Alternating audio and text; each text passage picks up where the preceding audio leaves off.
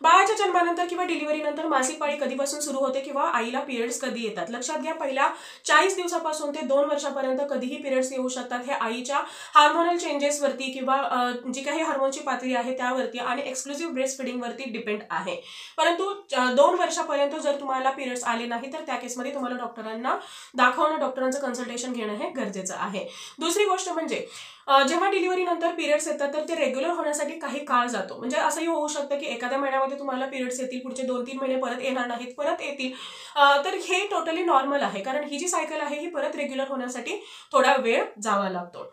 जेव्हा तुमचे first period येतील तर त्यावेळी जो ब्लड फ्लो आहे हा थोडासा हेवी असू शकतो, त्याचा त्रासही तुम्हाला थोडा जास्त होऊ शकतो, की जे टोटली नॉर्मल आहे. पुढची गोष्ट म्हणजे ब्रेस्टफिडिंगच्या दरम्यान नॉर्मली असा समज आहे की जर तुम्हाला पिरियड्स लवकर आले किंवा आले तर त्यावेळी दुधाची चव बदलते. तर असं बिलकुल होत नाही.